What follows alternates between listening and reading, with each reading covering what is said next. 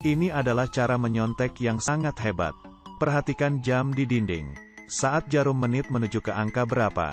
Artinya si anak jenius, Lin, akan memberikan jawaban untuk pertanyaan nomor berapa.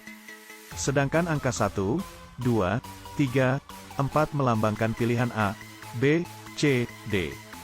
Saat jarum detik menuju ke suatu angka, Lin akan mengangkat tangan kanannya. Dan jawabannya adalah pilihan yang sesuai dengan angka yang melambangkannya. Misalkan jarum detik menuju ke angka 3, berarti jawabannya C. Tetapi kali ini, setelah selesai mengerjakan tesnya, Lin si jenius segera menyerahkan kertas tesnya dan pergi. Ada apa?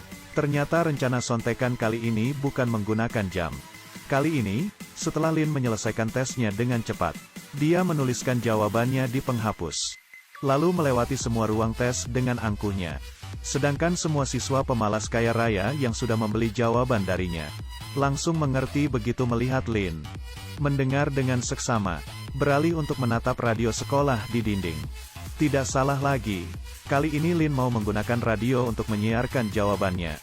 Rencananya sangat mudah, dia meminta kliennya untuk mengingat 4 macam suara spesifik sebelum ujian, yang melambangkan 4 pilihan jawaban A, B, C, D. Kemudian dia diam-diam ke ruang siaran radio, lalu mulai menyiarkan suara spesifik yang sudah ditentukan, sesuai dengan urutan jawaban yang ada di penghapusnya. Dan menyiarkannya melalui radio ke setiap ruang tes.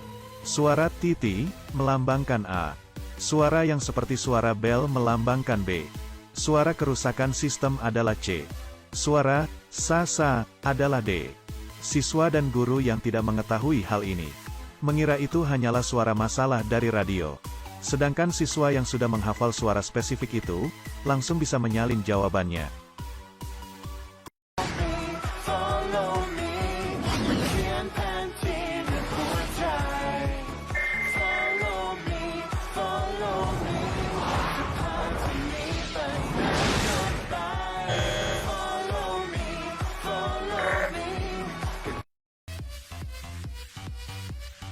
Semua berjalan dengan lancar sesuai dengan rencana. Tetapi setelah ujian pagi selesai, tetap terjadi hal yang tak diduga. Anak lelaki ini tiba-tiba mendengar 2 orang siswa sedang berbicara tentang menyontek. Dan cara menyonteknya membuatnya terkaget-kaget. Dia berkata bahwa setelah mendengar suara teredam, maka radio akan menyiarkan jawaban tes dengan menggunakan suara spesifik, sesuai dengan urutan pertanyaan tesnya. Ini terlalu konyol. Bang tidak percaya hal ini. Tetapi ketika masih tersisa 30 menit di ujian sore, tiba-tiba keluar sebuah suara teredam dari radio. Bang langsung mendengarkan dengan seksama, dan mulai memperhatikan suara dari radio. Karena Bang juga adalah anak jenius. Dia juga sama dengan Lin, mengetahui semua jawaban tepat dari setiap pertanyaan. Jadi dia langsung mencocokkan suara dari radio dengan jawabannya.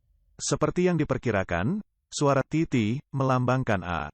Suara seperti suara bel melambangkan B. Suara kerusakan sistem adalah C. Suara sa-sa adalah D.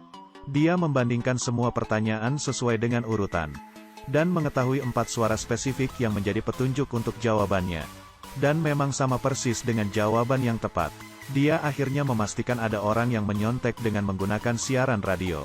Jadi dia segera memberikan kertas jawabannya dan tabel perbandingan suara spesifik kepada guru pengawas ujian.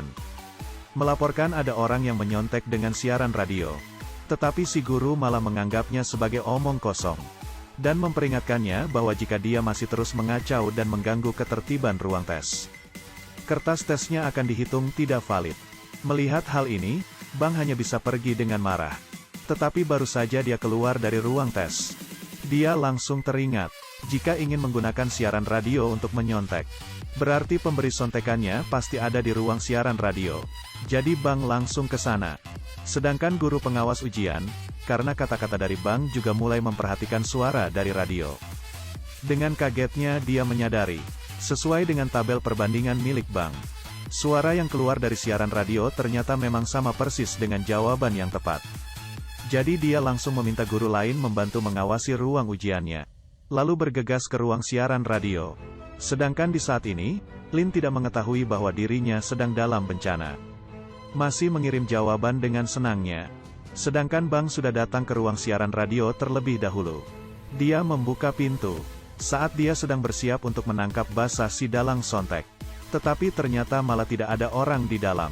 Bang menutup pintu dengan frustrasi. Apakah dia salah menebak? Tiba-tiba dia menyadari pintu siaran radio tidak bisa ditutup rapat. Begitu dia mengangkat kepalanya, ternyata ada orang yang menyambung kabel sinyal di antara celah pintu. Bang masuk ke ruang siaran radio lagi. Ternyata ada sebuah steker dari kabel sinyal yang terpasang ke mesin kontrol. Dia langsung mengerti. Ternyata demi keamanan, si dalang sontek sedang mengendalikan siaran radio dengan bersembunyi di tempat lain. Saat guru pengawas ujian tiba, kebetulan melihat Bang yang sedang mengikuti kabel sinyal untuk mencari dalang sontek. Dan Lin yang sedang mengirim jawaban masih belum tahu hal ini. Tiba-tiba mendengar pintu yang terkunci diguncang dengan keras. Bang masuk menerobos lagi, tetapi di depannya masih tetap tak ada orang. Tetapi kabel sinyal di lantai sudah membocorkan kenyataan bahwa si dalang sontek ada di sini. Tetapi Lin pergi kemana? Ternyata Lin sudah masuk ke dalam laci sembari gemetaran. Dia melihat melalui celah bahwa orang yang datang adalah Bang dengan tatapan marahnya. Dan Bang juga menyadari satu-satunya laci yang bisa menjadi tempat sembunyi. Dia mendekat perlahan-lahan. Lin dibuat ketakutan sampai menangis dan jantungnya hampir berhenti. Tetapi saat dia mau membuka pintu, tiba-tiba Bang menginjak sebuah USB dengan bentuk piano. Dia mengingat dengan jelas pemilik dari USB ini. Bukan siapa-siapa lagi, dia adalah Lin.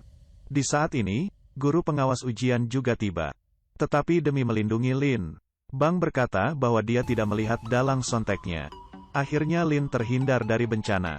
Tetapi masalah belum selesai. Bang mengambil kesempatan saat tidak ada siapapun untuk bertemu dengan Lin di perpustakaan. Mengembalikan usnya yang terjatuh. Dia memberitahu Lin bahwa dia tak melaporkannya.